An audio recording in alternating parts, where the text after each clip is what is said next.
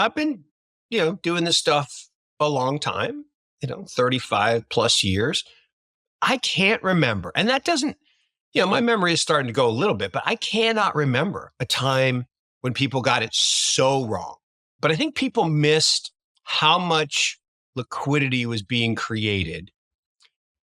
And then clearly we all missed that we'd have the third largest banking collapse in history. And that would be a good thing because the Fed would then pump another $300 billion into the economy. So I think we just all missed liquidity. In 2023, the market witnessed a tumultuous journey, deviating from the widely anticipated chaos and substantial declines predicted at the year's outset. Contrary to expectations, both the United States economy and the markets not only weathered the challenges but demonstrated notable resilience, heading into 2024 on a particularly strong note. Despite initial concerns that the Federal Reserve's unprecedented rate hikes would negatively impact the economy and markets, these fears did not materialize, challenging earlier predictions of a severe recession. Federal Reserve Chair Jerome Powell had cautioned Americans to brace for max pain as the central bank grappled with inflation. However, the envisaged scenario did not unfold, and the global economy, led by the stock market, crypto market, and certain commodities like gold, exhibited remarkable resilience. As we bid farewell to 2023, hedge fund manager Mark Yusko offers macro predictions for 2024, reflecting on the miscalculations of the past year. According to Yusko, the calls for a recession failed to consider the substantial injections of funds by the Federal Reserve to support the banks, shaping the economic landscape. As we approach the new year, Yusko shares insights on the economic and market outlook for the United States in 2024 in a recent interview with Blockworks Macro. Please take a moment to like this video, subscribe to the channel, and don't forget to drop your comment and observations in the comment section below. Thanks and enjoy the video. I think this 2024 is going to surprise to the downside. I think, again, not collapse, not depression, but I just think that as everyone was on one side of the boat last year, negative, I think everybody's come back on the other side of the boat positive. And yet just about every indicator that you can look at from a macro perspective, leading economic indicators just made new cycle lows. I mean, like the lowest in the last 4 cycles. In fact, I don't know that I think this is right. I don't think we've ever had this many consecutive negative readings of LEI ever. Like crazy. And so that's one. PMIs are down. Now, PMIs have turned. Raul's been talking about this. I know you were just talking with Jim Bianco. Jim may have been talking about PMIs. But I think there's a lot of macro data that's a little negative. I think first quarter GDP is going to surprise a lot of people how low it is, but that's a cyclical thing. And even though they seasonally adjust, they don't seem to do it right. So it's always the lowest quarter. And I think they could be closing in on 0. I don't know that it'll go negative. I'm telling you, it's coming. And that's another thing to your point. What did everybody miss last year? That's probably one of the biggest things people missed was the third year of the presidential cycle. So there's lots of 4-year cycles. There's crypto 4-year cycle. There's this presidential 4-year cycle. The third year, so the year before the election, is always the best year of the stock market. It averages 16%. Okay. So on average, it's 16%.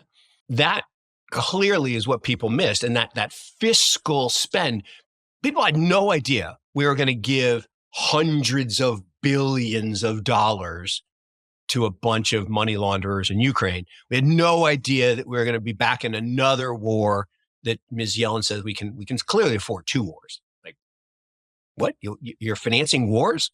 Oh, that's what big money does. It finances wars. Central banks, that's what they were created for. Back in the 1600s, they've been financing wars ever since. So I think we all missed that. And that changes. The fourth year, the election year, is on average a muted year for markets. It's, on average about 6%, which is, not high, not low.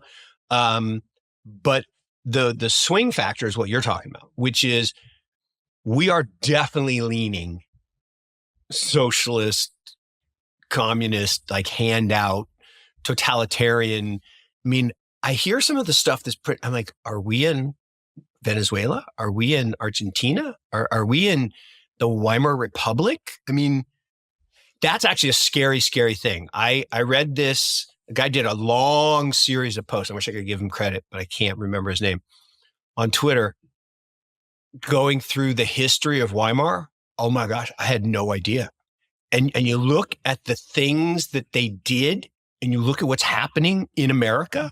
It's like, oh my gosh. I mean, it's like the same playbook, like down to a whole bunch of stuff. My eyes were just like, why? I mean, yeah, my eyes were wide open, and that resulting hyperinflation, it was that could never happen because we have the world reserve currency. Well, guess what's happening right now? There's a chipping away. There's an assault on petrodollar status. And Saudi's now talking to Russia and China, and they're kind of giving us the hand to the face. I'm not saying it's going to happen tomorrow, but I think we're closer to a loss of control event than people. While the U.S. economy managed to navigate through 2023 relatively unharmed, with only a few bank collapses and record-high corporate bankruptcies, significant but beyond the Federal Reserve's immediate concerns, challenges persist. The economy remains in a precarious state, and a comprehensive resolution is imperative to address the reckless borrowing and thoughtless spending that characterized the previous year. In 2023, the Congressional Budget Office cautioned that the U.S. was on an unsustainable fiscal path, grappling with an almost $2 trillion budget deficit, a staggering $33.96 trillion in debt, and an additional $1 trillion accrued since reaching the $33 trillion mark in September. As the concerns surrounding the fiscal trajectory intensify, hedge fund manager Mark Yusko underscores the gravity of this situation in his 2024 outlook. The founder and CIO of Morgan Creek Capital warns that while we may not be at the end of the republic, we are dangerously close. In this context, Yusko sheds light on the pressing issues facing the economy and offers insights into the challenges that need to be addressed urgently. Here are additional excerpts from his recent interview. This is just option 4, right? When you become indebted, when you are an empire and you become indebted because of the corruption and your inability to actually live within your means, you got 4 choices. You can pay back the debt. Nope. Right? We talk about tax all the wealth of all the people in America. You can't pay back the debt. 33 trillion. You can't do it. Right? So that's off the table. You can't restructure it because China and Russia don't want our bonds. You can't default on it because then you get kicked out of office. And so 4 is you devalue it. And this is the part that I don't want to predict Weimar, but man, this is really scary when you think about your prediction right there and what it means for this ossification of the haves and the have-nots. So, right, we have the greatest wealth and income inequality in the history of our republic. It's pretty impressive. And when you start bailing out the people at the top and handing them money through like this, like if a bank can borrow from one side of the house and lend to the other side of the same house and make a spread, that's a riskless transaction. That's literally a government handout. And when they vote to give money to other governments and then it comes back to the defense companies that they own pieces of, or when this one crazy, when Ms. Pelosi, like while she's in session on a bill that has to do with semiconductors, her husband is trading NVIDIA options, like in real time. That corruption will lead to what? It will lead to a need for your other prediction, which is you got to give people money to afford stuff. And so what happens is as you devalue the currency, prices start to rise. Well, the problem is they don't rise linearly. They rise parabolically. And again, I don't want to predict a Weimar-like, but that's where you get.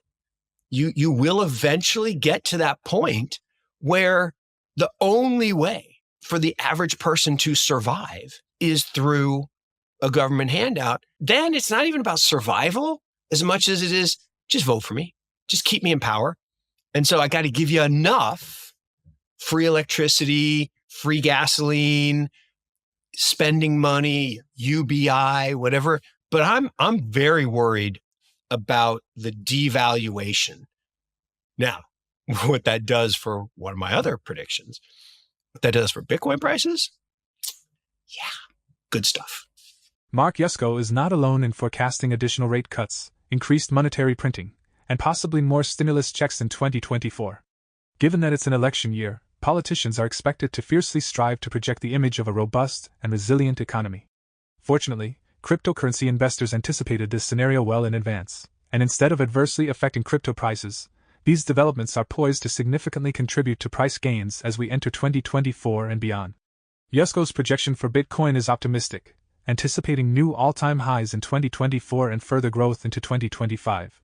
As we consider these predictions, it prompts the question, what are your forecasts for the U.S. economy and the cryptocurrency market in 2024? Feel free to share your thoughts and observations in the comments section below. For more Daily Dose Crypto news, check out these 2 awesome videos on your screen. Click now and we will see you on the next video.